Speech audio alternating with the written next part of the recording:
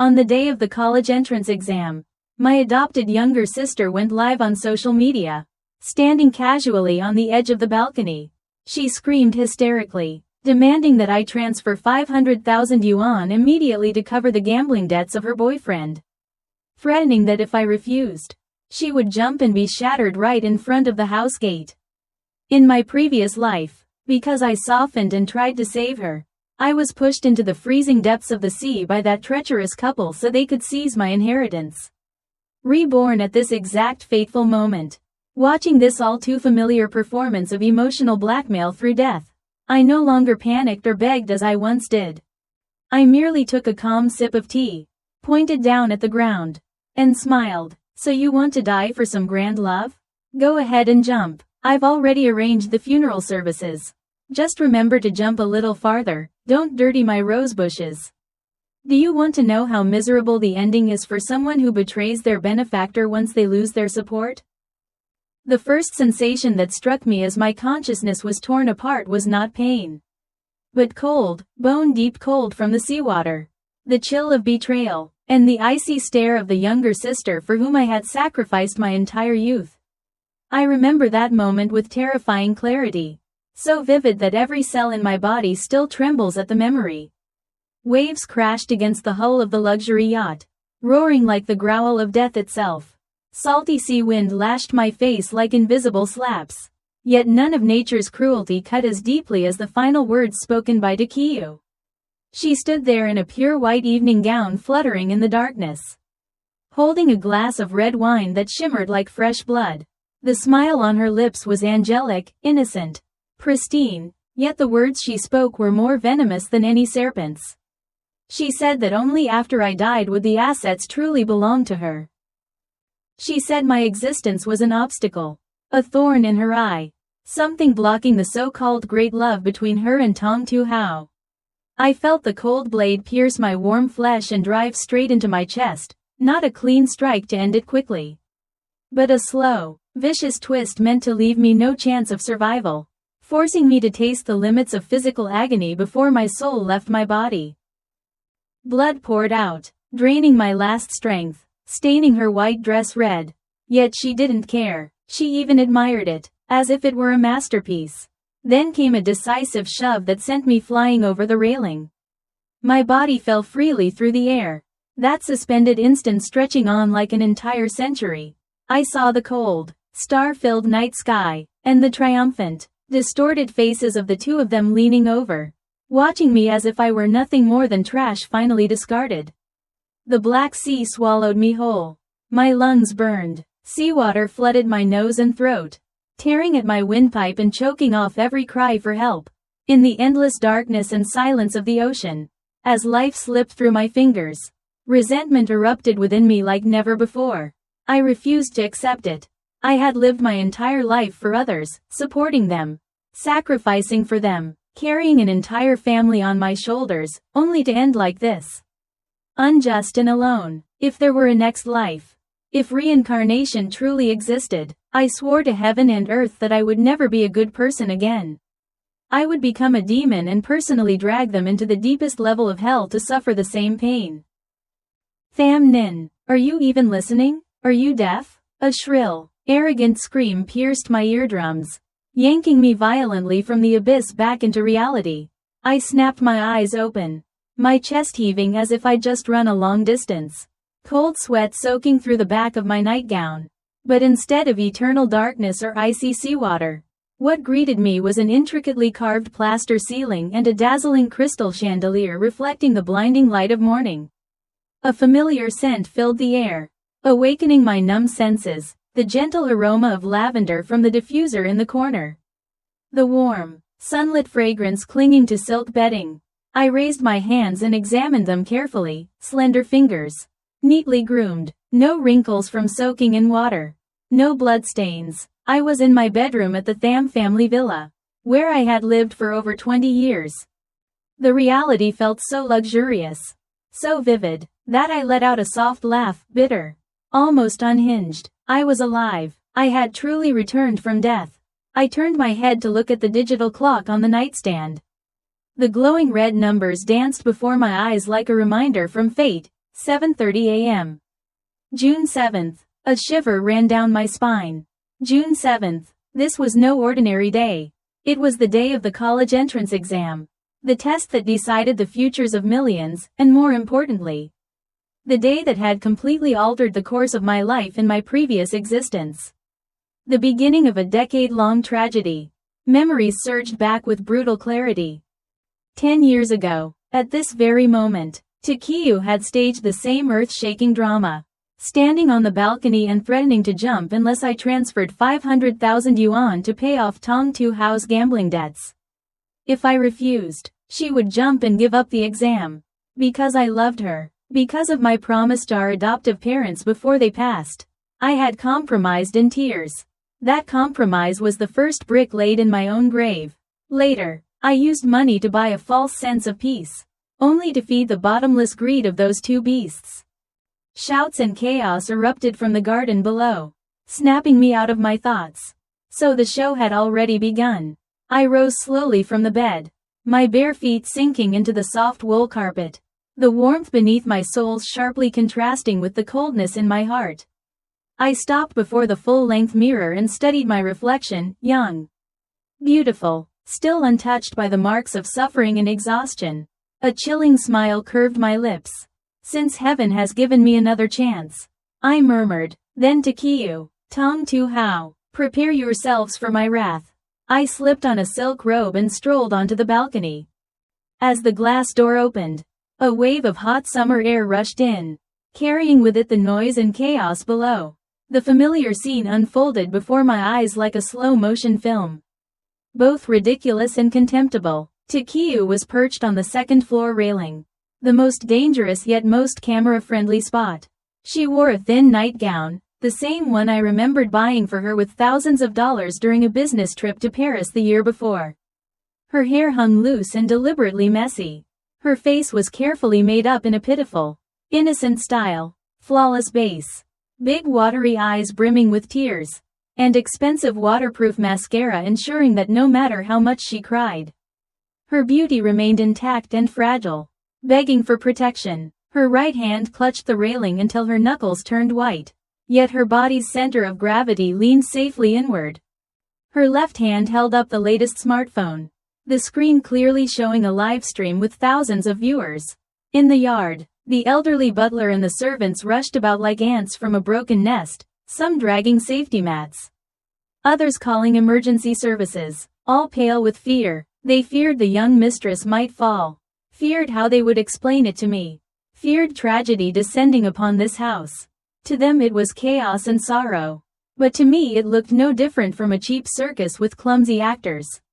I leaned against the doorframe, arms crossed, watching the performance with chilling indifference. In my previous life, this sight had nearly stopped my heart. I had panicked, cried, begged her to come down, and transferred the money without hesitation. I feared she would fall, feared she would die, feared society would condemn me as a heartless sister. But now my mind was as still as a lake frozen for 1,000 years. I saw through every fake gesture. The way she secretly checked her phone screen to adjust her angle. The way her wails were carefully controlled to sound perfect through the microphone. You see me about to die and you won't save me? You're cold-blooded, she cried. 500,000 yuan is nothing to you. Just a few handbags. A couple spa visits, but to a Hao. It's his life. If you don't give the money, I'll jump right now. I'll livestream it so the whole world knows what kind of cruel sister you are. Forcing me into a dead end. Her voice tore through the morning air, every word soaked in grievance and accusation, as if she were the most pitiful victim alive and I the wicked witch holding her fate. She recited lines she had clearly rehearsed all night, each one crafted to manipulate public sympathy and turn all judgment against me. I remained silent. My silence fell outside her script, a flicker of confusion flashing through her eyes. She expected panic, tears, compromise. Instead, I looked at her as if she were nothing more than a monkey performing tricks. Rather than rushing to grab her legs, I walked calmly to the small tea table on the balcony. The white bone china teacups with gold trim gleamed in the sunlight. I sat down leisurely in the rattan chair, movements elegant and unhurried, as though enjoying a pleasant morning rather than facing a threat that could ruin the family's reputation. I lifted the teapot, amber-colored tea flowing out, releasing the fresh, refined aroma of premium Earl Grey. Steam rose, blurring my vision, sharpening the cold light in my eyes. In my mind, the past replayed once more, to Kiều, the orphan my parents had adopted at the age of 3 out of compassion. I treated her as my own flesh and blood. I shared every toy with her while denying myself dresses and finery. Even giving up the affection of our parents so she would never feel lacking. After our parents died in an accident, I alone carried the Tham group on my shoulders amid the tearing claws of relatives. Being both sister and mother to her, giving her the life of a true princess. She wanted to learn piano, so I hired the most renowned pianist to teach her personally. She wanted to travel, so I put billion-yuan contracts on hold to take her abroad. I raised a monster with my own blood and tears, only for it to turn that indulgence into a blade and stab me in the back. And now that monster was standing on the railing, wagering her honor and her life just to funnel money to a rotten man who burned it away in gambling dens to pay for his twisted pleasures. Tea? I spoke calmly, my voice so cold it sliced cleanly through to Kieu's hysterical sobs. It wasn't loud, yet it carried enough force to freeze the space around us. Kieu froze, staring at me with her mouth agape, forgetting even to keep crying. On the live stream, comments began to flood in. I could almost hear the crowd's shock. Was this woman insane? Her sister was about to jump and she was sitting there drinking tea. How heartless. You're crazy, Kieu screamed. I'm about to die and you still have the mood to drink tea. This time her anger was real, not acted. My calm had cracked her mask of confidence. I lifted the teacup, took a sip, letting the bitterness bloom on my tongue before the lingering sweetness slid down my throat. Life was just like this. You had to taste betrayal and bitterness to the very end before you understood the value of calm and letting go. I set the cup down. Porcelain clicked against glass with a dry, echoing sound in the silence. I looked up at her. There was no warmth of kinship left in my eyes, only naked scrutiny and disdain. Kieu, I said softly, the name heavy with meaning.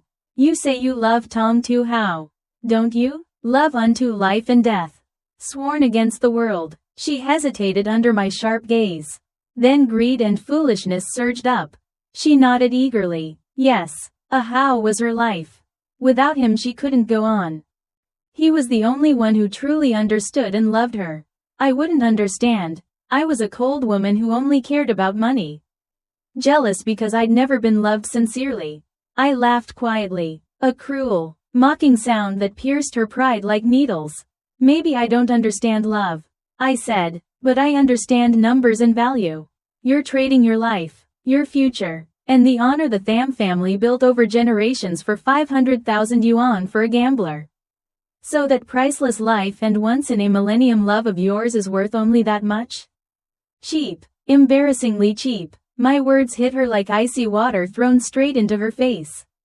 Her cheeks burned crimson beneath layers of makeup, shame and rage twisting together. She hadn't expected me to dismantle her romance and turn it into a bargain bin commodity.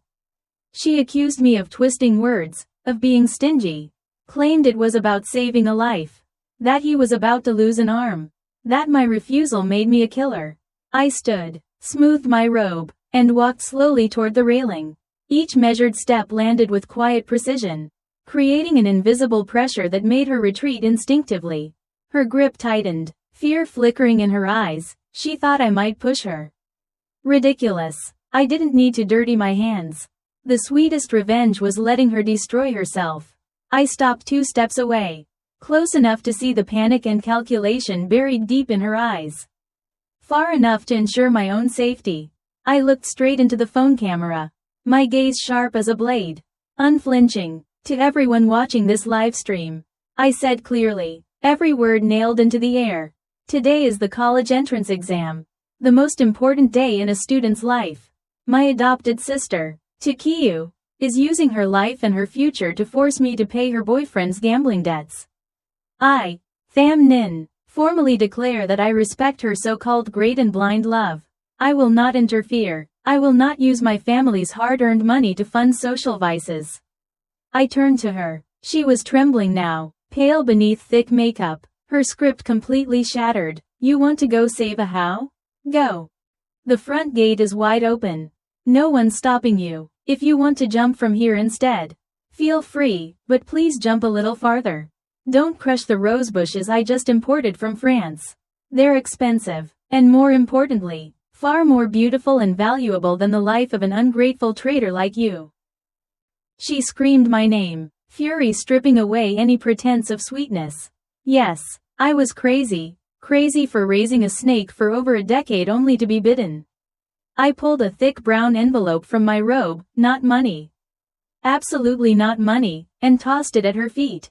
Papers scattered across the tiles, her ID, exam pass, pencils, eraser, everything a candidate needed, prepared the night before with a faint hope she might wake up. This is your ticket to the future, I said. Pick it up, wipe your tears, straighten your clothes, and take the exam with some dignity, or step over that future. Trample our parents' expectations, and run off to save your worthless boyfriend. Choose. 3 seconds. Your glory or your ruin is decided now. I counted, my voice cold and merciless. She glanced between the papers and the phone screen. Online. Opinions were splitting, support was slipping away. When I reached 3, hatred flared in her eyes. She thought I was bluffing. That I would chase after her as always.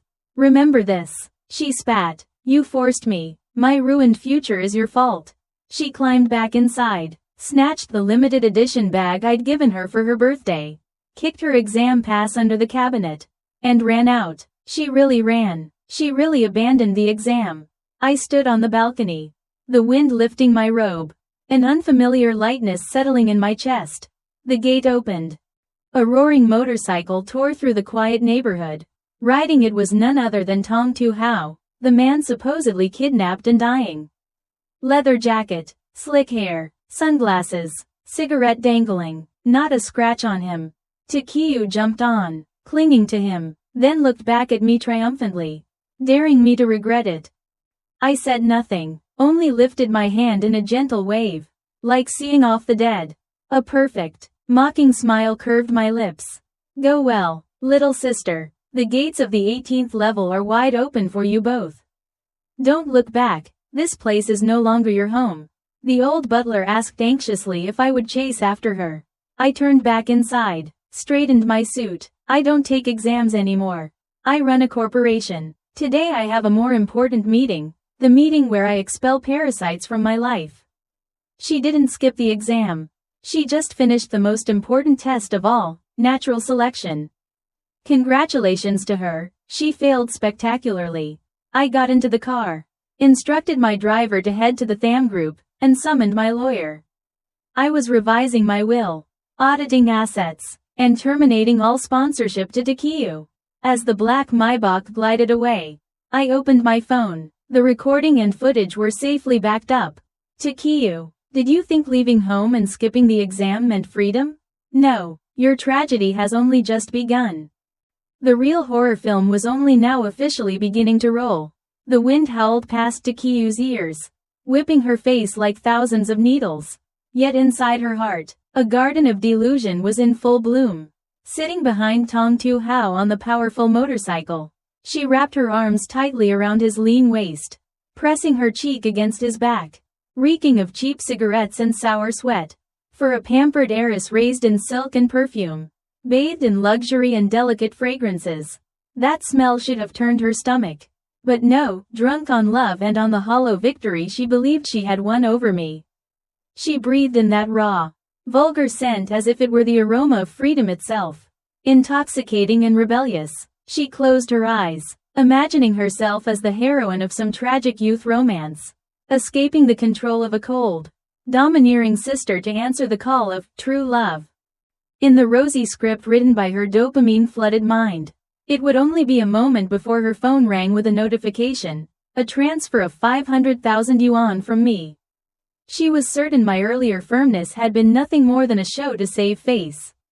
It had always been like this, whenever she pushed hard enough. Whenever she threatened life and death. Tham Ninh would always be the first to give in. 500,000 yuan meant nothing to the Tham group. A drop in the ocean. But to Tong Tu Hao it was salvation. Proof of his worth. And more importantly, proof that she was irreplaceable in my heart. Baby, you're sure that old woman will transfer the money, right? Tong Tu Hao shouted over the wind, weaving recklessly through rush hour traffic. His voice thick with impatience and greed. Kiều tightened her arms and yelled back confidently. Don't worry, she's just talking tough. I'm the only family she has left, she's terrified of being alone. That jump scene I acted earlier was perfect. She's probably shaking right now. Calling accounting to move the money. Just get ready to count it. Hearing her certainty, Tong Tu Hao burst into wild laughter. The sound swallowed by the roar of the engine. He twisted the throttle wide open. The bike charging forward like a beast breaking free. Carrying two people drowning in fantasies of effortless wealth. The motorcycle screeched to a halt in a damp, narrow alley buried deep in the city's western slums. This was Tong Tu Hao's world. A place Kiều had never truly set foot in except during secret nighttime escapades. Mold-stained walls, black puddles stinking of rot, and the hungry, probing stares of idle young men loitering at the alley entrance made her shiver instinctively. Come on, baby, Tong Tu Hao said, dragging her along. This is my base. We'll wait here for the good news. He led her into a shabby basement bar, called a bar only for appearances, really just a den of vice under flickering red and blue neon lights. With pounding cheap music and smoke so thick it felt tangible. When the gang saw their boss return with a beautiful, well-dressed girl dusty from the road, they erupted in whistles and crude jokes. Boss is back, and with a princess too. That dress alone must cost more than our yearly pay. Huh? So, boss, got the money yet? Deadline's noon. No cash and they'll flatten this place. Tong Tu Hao puffed out his chest and jerked his chin toward Kiều, who clung nervously to him. Relax. Look who this is. Second miss of the Tham group. My golden goose. Money's nothing. One call and it's done. He dragged over a filthy plastic chair and shoved her down. Then ordered his lackeys to bring her the best soda, treating her like a prized possession. Sitting on the sticky chair, Kiều felt grime seep through the thin silk of her expensive nightgown. She forced a stiff smile, but unease crept into her chest. She pulled out her phone. 8:15 a.m. 45 minutes had passed since she left the villa.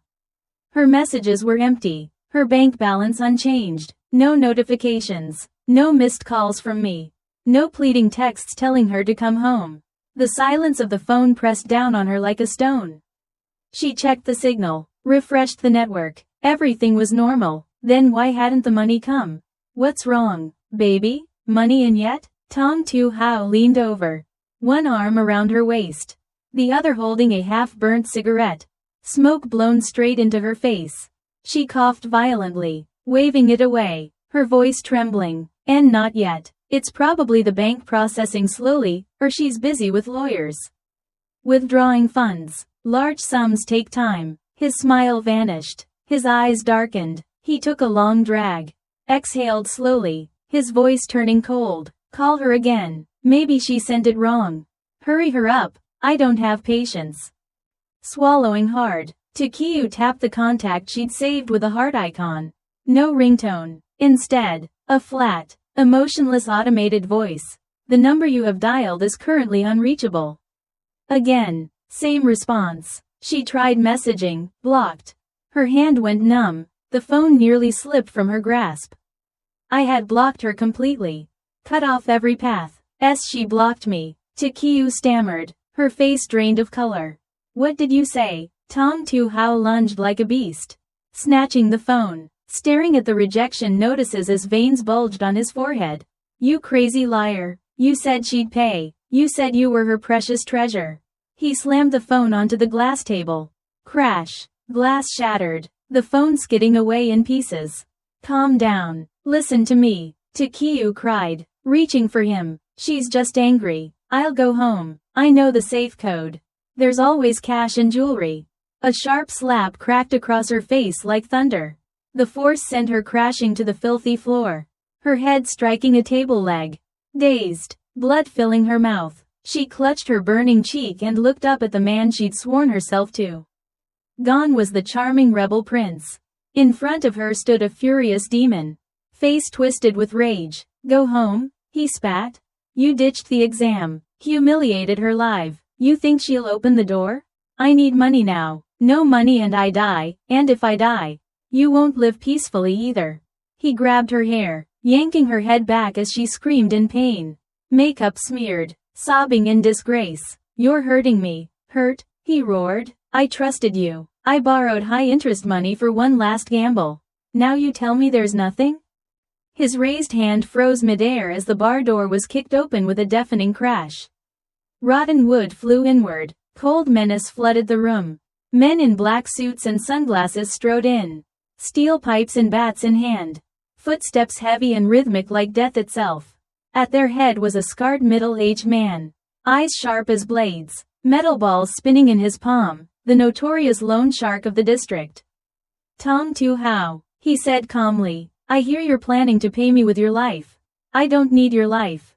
I need money. It's noon. Tong Tu Hao released Kiều, collapsing to his knees, crawling forward, begging, Boss, give me time, I'm raising it. This girl, he pointed at Kiều, curled on the floor, shaking. Her family's rich. Her sister runs the Tham group. She's my girlfriend. She'll pay for me. Make her call, there'll be money. Tong Tu Hao sold Kiều out without a second of hesitation. At the brink of life and death, the so-called true love he had painted was thinner than toilet paper. An Bao flicked his eyes toward Kiều, pausing on her dirt-stained designer dress and her swollen face, then let out a mocking laugh.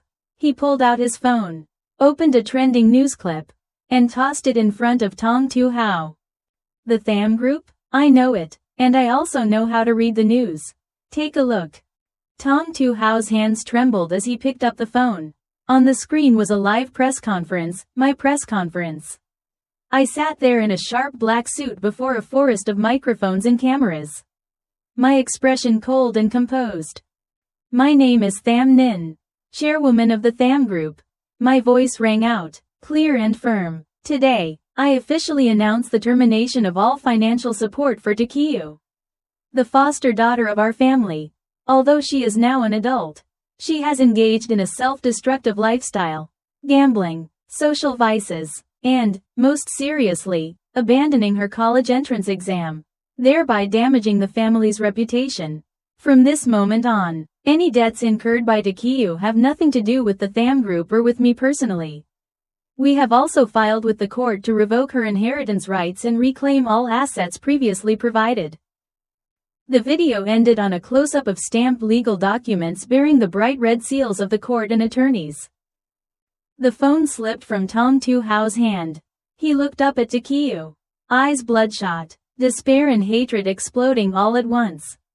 You, damn you, he roared hoarsely, you lied to me, you ruined me. Like a cornered animal, he lunged at her, fists and feet raining down mercilessly, pouring out all his terror and rage. Ah, help me, stop, I was wrong, sister, save me. Kiều could only curl up, arms over her head, taking the blows. Her screams echoed through the basement, unanswered. Tong Tu Hao's underlings watched coldly, one even spat in contempt. An Bao calmly lit a cigar, observing the violence as if it were cheap entertainment. Hit harder, beat the money out of her, he said casually. If there's no money, sell organs, or ship her across the border. I don't care, I want 500,000 plus interest. 10 kilometers away, atop the Tham group's soaring tower, I leaned back in my leather chair, a cup of black coffee in hand. The entire wall before me was a live feed from a micro camera I'd had secretly sewn into Tong Tu Hao's jacket days ago. I saw everything, her beating, his cowardice, the cruelty of the underworld she had foolishly rushed into. Satisfaction? A little, but mostly contempt and cold detachment. I felt no guilt. I had given her a chance. The 3-second countdown on the balcony had been my final mercy. She had chosen to cross that line, to release my hand and grasp the devil's instead. Now that the devil had shown his true face, She had no right to call my name. The office door opened. My assistant placed a thick stack of documents on the desk. President Tham. The press release has been distributed to all major outlets. Attorney Wong has completed the account freezes and credit card revocations. Public opinion is fully on our side. They're calling you the national sister who endured too much. I nodded, eyes still on the screen as Kiều was dragged away. Good. Keep monitoring. If the police ask, provide full evidence that she left voluntarily and conspired to commit fraud. I want no way back for her. I took a sip of coffee, the bitterness sharpening my senses. Kiều, welcome to the real world. There are no fairy godmothers here, and no foolish sister to clean up your mess. I turned off the screen. The black reflection showed my calm, frighteningly calm face. The game had only just begun. Back in the basement, Kiều was forced to kneel on the cold, filthy floor. A handwritten IOU was thrown in front of her, along with a box of bright red ink. Sign it. 500,000 principal, total 80,000 with interest and fees. 1 month deadline. Late means 10% per day. House rules, Anne Bao said flatly. Her hands shook. 800,000 yuan. Once just a few handbags. Now a death sentence. I won't sign. I didn't borrow anything. Go after him, she screamed. A slap cracked across her face. Tong Tu Hao yanked her hair, slamming her face toward the paper. If you don't sign, I'm dead. And if I'm dead, you think you're walking out of here? Surrounded by hungry stares, she understood. If she didn't sign tonight, she'd become nothing but an object. Her trembling finger pressed into the red ink and stamped the paper. The bloody fingerprint bloomed like a permanent scar. Half an hour later, Tong Tu Hao dragged her into a grimy roadside motel. The flickering sign reading, 50 yuan per night. The room reeked of dampness and stale smoke. She retched. Drop the Princess Act. You're lucky to have a roof. He snapped, throwing her onto the stained bed. Cowering in the corner, she grabbed a backup phone, praying I'd forgiven her. Instead, her screen exploded with notifications. Trending topic number 1. She tapped the Tham Group's official post. Press release number 2. Full disclosure of Kiew's 5-year spending records, including 3 million yuan secretly transferred to Tong Tu Hao. Surveillance footage from the bar proving the so-called kidnapping was an extortion scheme staged by Kieu and her boyfriend.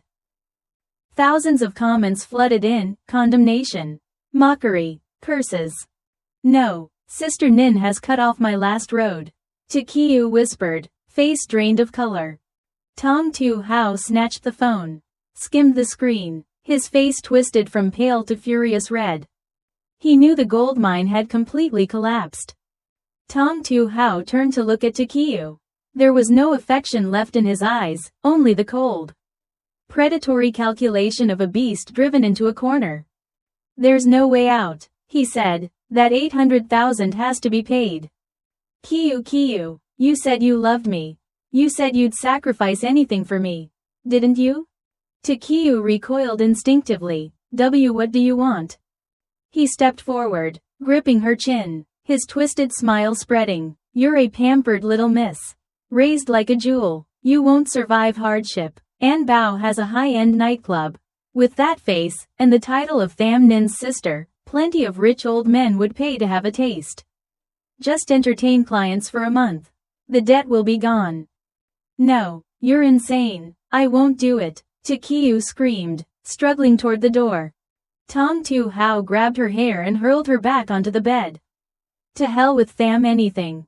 You're just a debtor now. If you don't do it, we both die. Didn't you say you loved me? What's one body worth? Her desperate cries were swallowed by a slap and the brute force of the man she once called her true love. The fantasy of romance shattered completely amid the stench of the cheap motel room. In the chairman's office on the 68th floor, I removed my glasses and stared at the computer screen, which showed the motel scene through an illegally accessed camera. I felt no pity, only the chill of cause and effect. President Tham, do you need some rest? Assistant Lee asked softly. No, I said, taking a sip of black coffee. Send a formal letter to Peking University. Kiều once bragged about early admission thanks to an international piano award, the award I had paid for.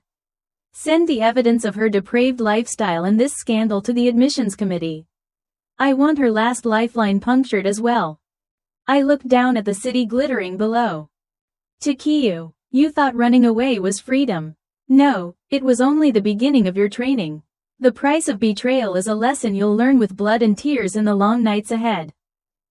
1 month later, the deadline arrived, coinciding with the Tham Group's grand celebration at Golden Saffron, the city's most prestigious nightclub. I appeared in a black diamond-studded gown, wineglass in hand, accepting congratulations at the peak of success. In the darkest corner of the party, I saw a familiar figure hunched over, pouring drinks. It was Kiều. In just 30 days, the once arrogant young heiress was gaunt and hollow-eyed, her body mottled with bruises, the marks of beatings and degradation endured to repay a massive debt for her lover. When our eyes met, panic made her drop an expensive bottle.